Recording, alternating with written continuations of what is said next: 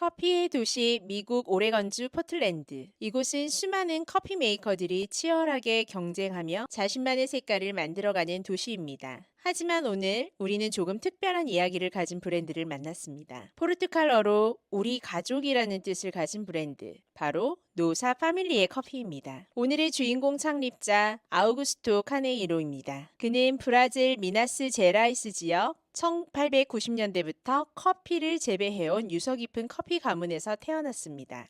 그는 어느 날 문득 자신의 뿌리인 브라질과 지금 살고 있는 포틀랜드를 연결하고 싶다는 꿈을 꾸게 되었고 2004년 비즈니스에 대해 아무것도 모른 채 브라질 사촌이 보내준 커피 상자를 이웃들에게 나눠주며 시작된 이 회사는 이제 포틀랜드를 대표하는 스페셜티 로스터리로 성장했습니다. 이번 인터뷰에서는 특히 주목해 주셨으면 하는 부분은 바로 지속 가능성에 대한 그들의 진정성입니다. 노사 파밀리에는 오레건주 최초의 B Corp 인증 커피 회사입니다. 남들이 그걸로는 좋은 커피 못 만든다고 비웃을 때 환경을 위해 과감하게 에너지 절약형 로링 로스터기를 도입했고 텀블러 할인이 효과가 없자 역발상으로 일회용 컵 추가 요금 정책을 도입해 고객들의 행동을 변화시켰습니다. 지속 가능하다는 말이 흔한 마케팅 용어가 되어버린 요즘 불편함을 감수하고 비용을 더 지불하면서까지 철학을 지키는 힘은 과연 어디서 나오는 걸까요? 인터뷰 내내 그가 강조한 단 하나의 핵심 가치가 있습니다. 바로 ABMF, Always be making friends. 항상 친구들을 만들어라입니다. 커피는 낯선 사람과 친구가 되게 하고 지구 반대편의 농부와 소비자를 연결하는 매개체라는 그의 믿음. 그것이 20년 동안 노사 파밀리에를 지탱해온 원동력이었습니다. 브라질의 화산 토양 에너지가 담긴 커피 이야기부터 커피 사업을 꿈꾸는 분들을 위한 냉철한 조언까지 포틀랜드의 따뜻한 커피 가족 노사 파밀리에의 아우구스토를 지금 바로 만나봅니다. I have a son who's 18, so finishing high school. Your children also doing coffee? Uh, Also coffee works? so they only the middle son is working in the business. Oh. My daughter is starting school in San Diego, and my youngest son is going to college. We'll see later. Maybe they will work in coffee. Yes, Yeah. They will working in coffee side. Yeah. You like coffee already? Yeah. Since 5 years old, copying, Yeah. started copying. Yeah. Yeah. There's a lot, big culture in Korea, correct? Yeah. How about Portland's coffee, Oregon's coffee market? Yeah, it's been for coffee shops. It's been very difficult since COVID. Yeah. So it's been very difficult. People weren't going out as much, and Portland is a city that has a lot of makers, people that like doing craft, and so there's a lot of competition. So there's a lot of good coffee in Portland, as you've heard. Almost every neighborhood has a good coffee shop, so it's hard to stand out and have enough business to sustain. The good part is then it encourages us to be very very good and do crazy. Oh, thank you. Thanks, Aiden. Is this caramel latte? Yeah. It's very competitive here. Yeah. Lots of good coffee. The other part of the challenge, I think, is here. The labor is expensive. It's expensive, and also the cost of living is very high, and so it's expensive for the business owner to pay the paycheck, but for the baristas, it's almost not enough money. So it's a fine balance of like trying to make more money and pay people better. I don't know in Korea if you have a tipping culture, but here the baristas depend quite a bit on tips. So about 1/4 or 1/3 of their wage is they receive from customers. If you want to try later the drip coffee, we always do a light roast and a dark roast, or a medium dark. So the light roast is an interesting experiment with our farmer partner in Nicaragua. It's an anaerobic fermentation, natural. Yeah, it's very interesting. Yeah. Mocha Fogo. Wow. Oh. Wow. So usually we put the whipped cream on top. This is a whipped Let's cream get we that. make in the house. So this has some chocolate and coffee inside. So you can use your spoon to try. In Brazil we say saúde. Saudi. Saúde it means health, to your health. Why did you start your coffee business in Poland? Yeah, so I grew up in Brazil, Yes. and my family has been growing coffee in Brazil since the 1890. Yes. The first harvest for the family was 1894. Where are Brazil? It's right in the border of Minas and São Paulo. Oh, thank you so much.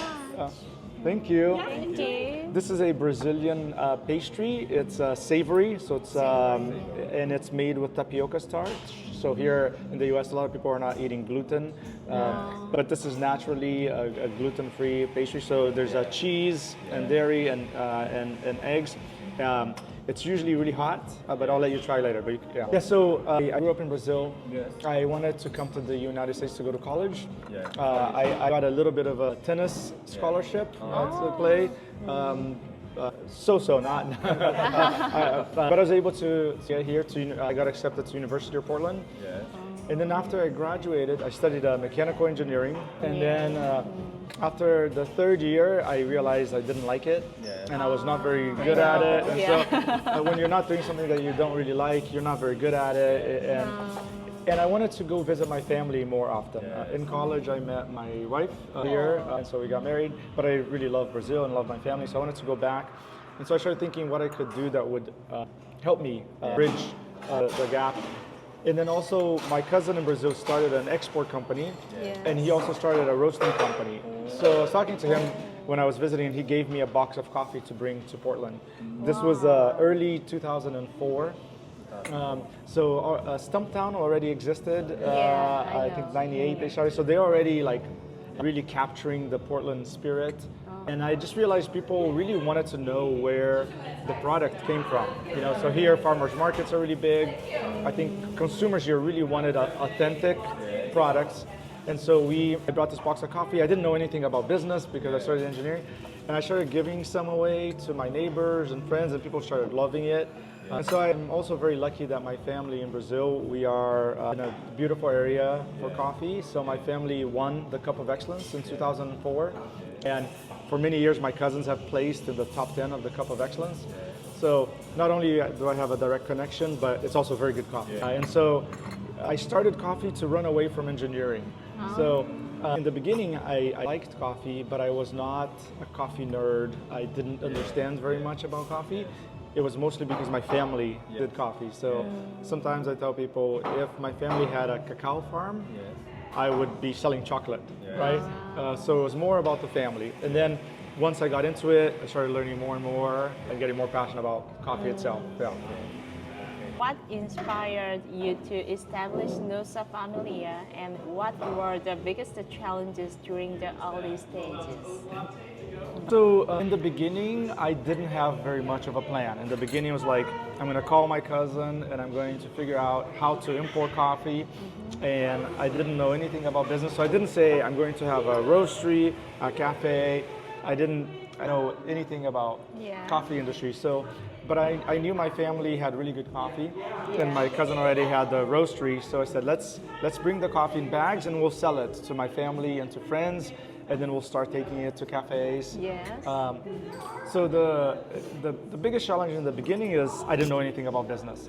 Other challenges, I had no money. I had my engineering job, and we had a baby at home. And so my wife was at home, so I couldn't quit my job and dedicate too much time. So I had really good coffee, but I had no money, and I didn't know anything about business. So that was a major challenge. Eventually, I invited a business partner. He helped get the business going. And then really, it's been a process of learning. So it's been 20 years now. We at one point had 4 coffee shops. Now we have a thriving wholesale business, so we sell to grocery stores, other coffee shops, bakeries, and we have 40 people that work in the team. But it took many years and a lot of trials and a lot of learning. What is the core philosophy and mission of Nossa Familia, and what changes do you aim to bring to the coffee industry? So the first part in our core is farm direct coffee. And so one of the terms that was coined by a friend of mine is relationship coffee. Okay. So in the early days of Nossa Familia, actually for the first 10 years, all the coffee was directly from my family's farm. So the name Nossa Familia means our family in Portuguese. yeah. So that was the idea. Originally I thought the whole history of the company we would have only Brazilian coffee, only for my family. Yeah. I'm lucky my family is a big family and they did good in business, so they bought more farms. So now there's 5 farms in the family, like cousins and second cousins and Wow. distant Yeah. relatives. So we produce a lot of coffee. Yeah. So I thought we can grow just with my family. But then we started traveling. I started traveling to trade shows, and we started getting visitors, and I started meeting really excellent people from Guatemala and Nicaragua and different countries that had a similar style to my family as far as doing business with good ethics and treating the workers at the farm well. And also, we hired our first roaster. In 2012 is when we started roasting ourselves. In the beginning, we had somebody else roasting for us. Because again, I didn't have the money, I didn't have the know-how. But when we hired the roaster, I realized I wanted to have more coffee from different countries. Coffee from Brazil can be exciting, and now it's even more exciting with different processing methods. But coffee is a lot like wine, and if you go to different regions, you're going to have different flavors, different profile, different terroir. And I wanted to have a team of people that really cared about coffee, and so having coffee from more countries. But still, the philosophy is we know all the farmers we work with. So some roasters say farm direct because they're buying from an importer, and the importer knows the farmer. I go to Guatemala every year. I go to Nicaragua every few years. So we know everywhere that the coffee comes from, we know the people that are growing it. So that's one of the main philosophies. And then from our website, you can pull to condense it. Yes. The purpose we wrote is, our purpose is to serve delicious farm direct coffee Yes. and also create positive relationships Yes. locally and globally. So we want to have positive relationships with our baristas, with our suppliers here, with our customers, and also globally, Yeah. so when people visit from other countries, say yes, let's meet. Yeah.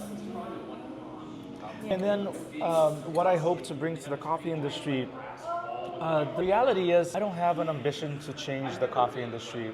I have an ambition to do a good job with my company and to treat people well here, and maybe treat the environment well, and then maybe other people will like what we're doing and they will copy some of it. They will also do some of it. But I don't have this thing like, oh, I'm better than everybody. You should look what I'm doing. Yeah. Please feel free to try it if you'd like. Yeah, you can bite it. You can break it apart. It's a 잘 cheesy. 먹겠습니다. What are some of the key actions Nossa Familia has taken to promote sustainability? So there's varied, and then we can go later on our website because we've written out a lot of things. The main ones is in our a decision of equipment. So we in 2012 when we started roasting, we chose to use a Loring coffee roaster. Yeah. And at the time, Loring was not very well known. Maybe they had sold, I don't know how many they had sold, if it was 100 or 200, but they were still not that well known. And they weren't very well accepted in the specialty industry. Because it's a drum roaster, but it has air, hot air, so it's not traditional drum roaster. A lot of people in the specialty industry are like, it can't make good coffee. But I did my research, and I think my engineering background, I really liked how they conserve energy, how the afterburner is included, is embedded, so you don't have to have one up top. Yeah. So I found one used. But even used, it was more expensive than a new one, other one. And so by making that choice to buy something more expensive, but I knew it was going to save energy. And then when we bought our second one, we also bought another Loring. And the one that we bought, the second one, it was a 70 kilo. That one cost, I think, let's say close to over $200,000. Another roaster we could have bought was for $80,000, right? So we spend more money, but we know it's better for the environment. And then in the long run, because it's a good sustainability, it uses less energy. So in the long run, we save money. Yeah. So that's one big, putting money where we think is important.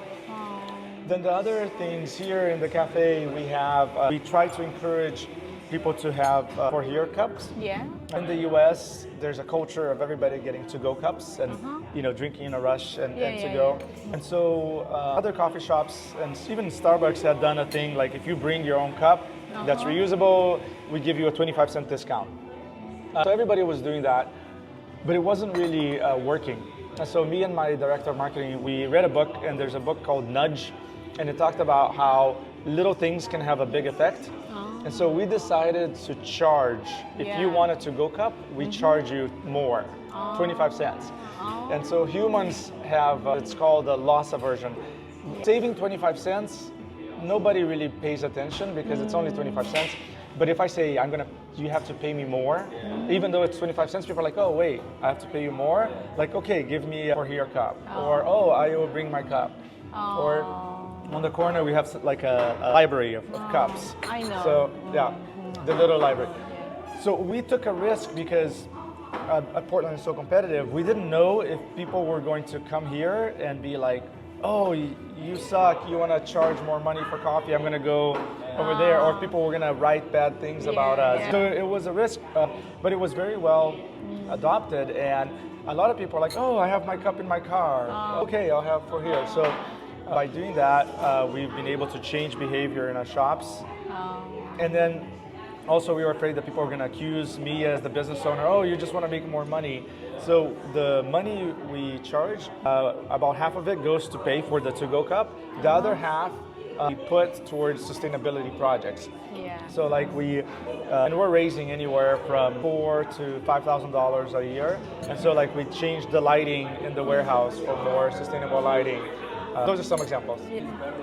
What was the process of becoming a big corporation like, and how has this certification influenced your business operations? Yeah, the process was difficult. Yeah. It's a very serious certification with so many different areas. Yeah. And so yeah, it was difficult. And so it took, because we didn't have, typically if you're a company that makes a lot of money, you can hire consultants that will go through it. Even still, the bigger the company, the longer it takes, I think. Well, not the longer. It's more complex because you have more moving parts of the business.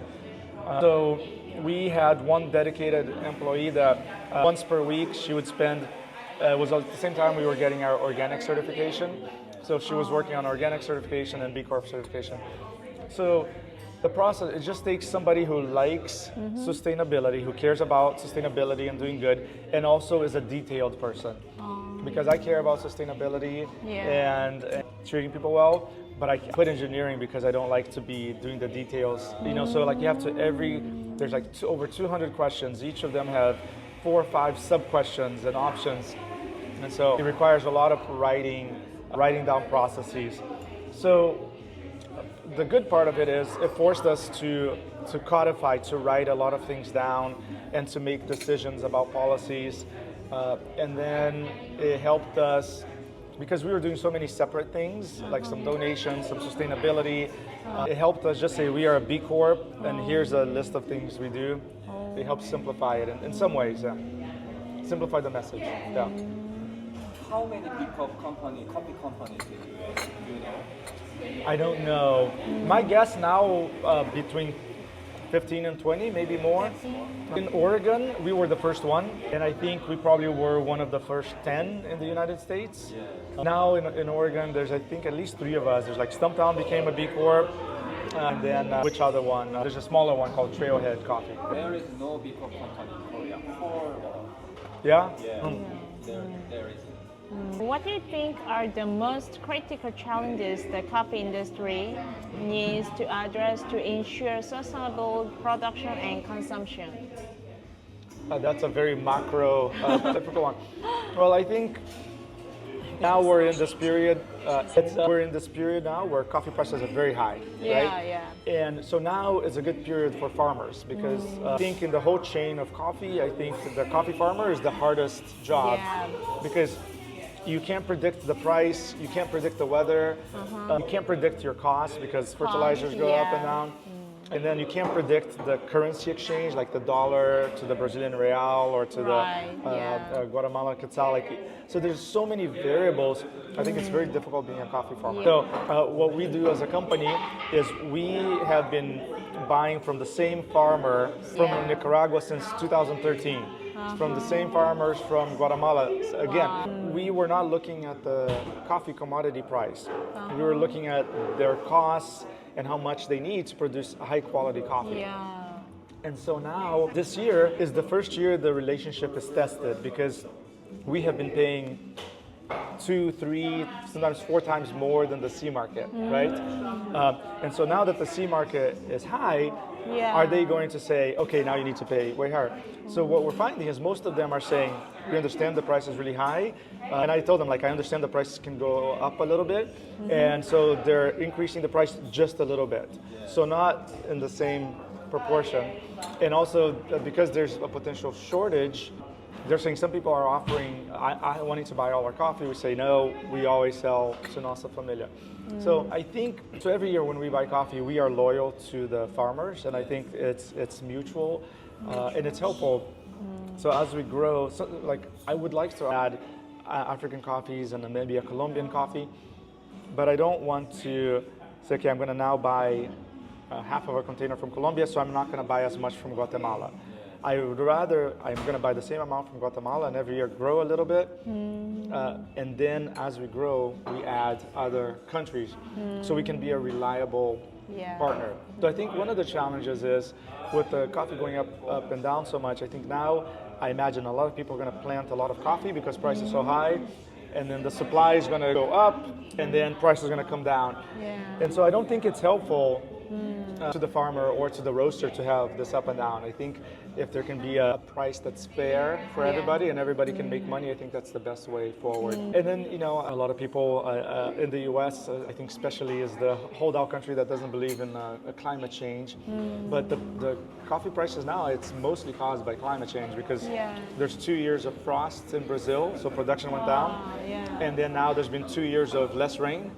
And so we've had 4 years where Brazil's production is down. And so now it's catching up and we have less coffee in the market. So supply and demand. So the conditions of the weather is making it more challenging. Right.